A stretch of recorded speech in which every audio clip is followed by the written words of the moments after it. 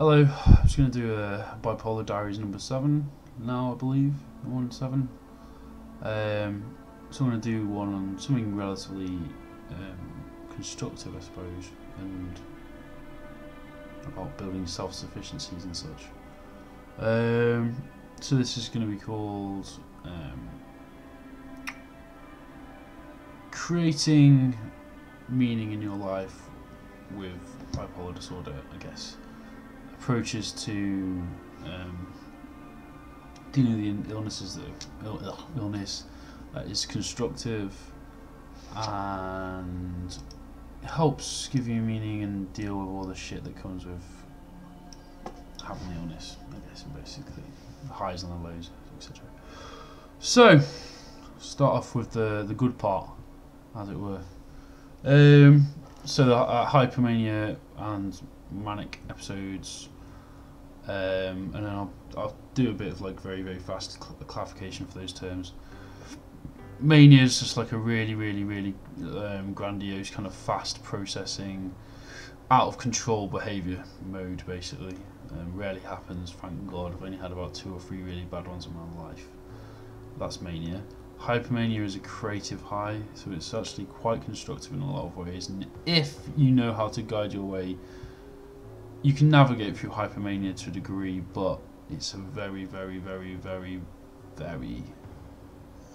have to be very careful in those waters, I'd say, with hypomania, because yeah, sure, you can get a lot done, and you can really start making some really good art and some really good whatever you do, whatever you enjoy doing, but that can very easily slip into the mania side, which is the unhealthy, really just ill stuff. And then depression, obviously, I think everyone kind of is aware of what that is, and there's rapid cycling as well. But anyway, 2 minutes in, I don't want to just go over bipolar because I'm sure everyone watching this understands what it is.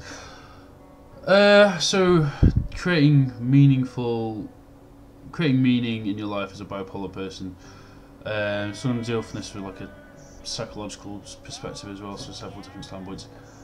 First things first is like, don't feel sorry for yourself all the time. That's the worst thing you can do, I think, and it is an easy one to trap into. And depression obviously doesn't help, which is, so when you're having an actual depression, that is all that's happening in your head, is your head is saying you are a piece of shit constantly all the time and how rubbish you are.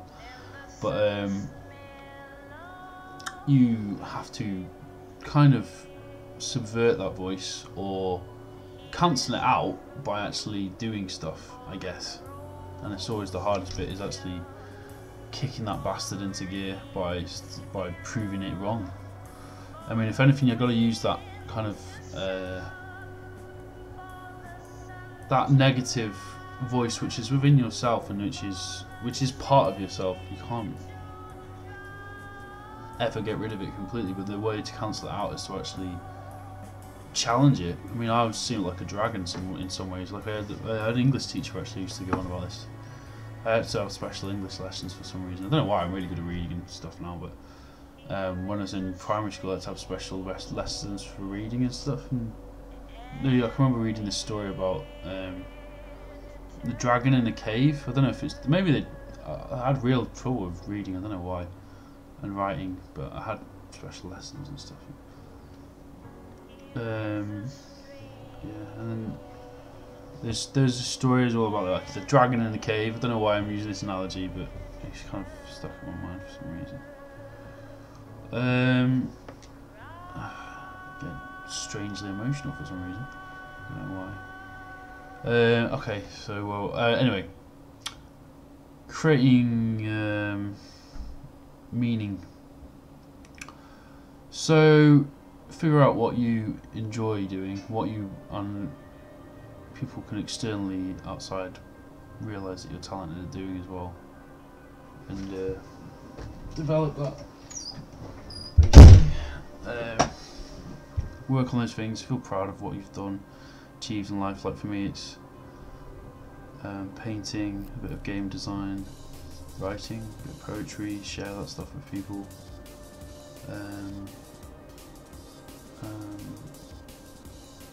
Making in general, I suppose, and thinking, for a bit of thinking. writing my thoughts down as well, even engaging in reading, thinking about physics. I like to think about physics, cosmology, and then actually absorbing is not enough. You need to also do. I think all of this is basically about balance. So, right. So this is the dude. This is the dragon here. The dragon's here. There's depression. Oh, actually, we've got a dragon. I forgot. I've got the dragon. Actually, have a dragon.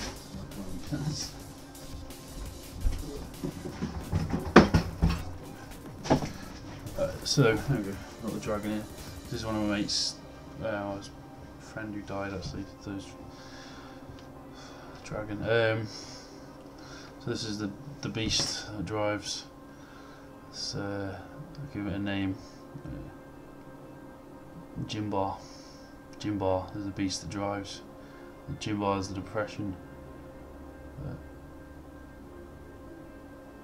Fear actually. Fear is the. I'm going to use a June. Fear is a mind killer. I must face my fear. I will let it pass through me. I will not fear. Fear is the mind killer. I will face my fear. I will let it pass through me. That's basically what I'm saying right now. Basically, you face the depression, but don't let it. To face it, you've got to face the gym bar. But to face that, you've got to face it full on, and not let it consume you by doing, making, loving, being a nice person, being kind, being compassionate, not letting yourself become disillusioned with everything. Focus on constructive projects, even small things like doing exercise or doing just small, and sometimes you've got to break it down into really small chunks. So sometimes I understand that depression can be too much and it can be like hard to defeat. That dragon has beaten you for that day, I guess, but it doesn't have to win every day. You know, that's the thing. Sometimes you can be what's the random metaphor? The dragon Arthur, I guess. Shitty one, but anyway. So yeah, I'll leave it at that. It's nicely succinct, not too rambling, and probably a bit storytelling-ish, so that's good. If you've got any experiences of your own with dealing with bipolarity and how you construct meaning or try and construct meaning, and find meaning as well in a lot of small things, I suppose, as well. I think that's very underrated in life in general, is enjoying small moments, I suppose, and not expecting for this. Life just becomes in sections, really. It's always in sections. Everything never comes at once. That's kind of the nature of time itself, really.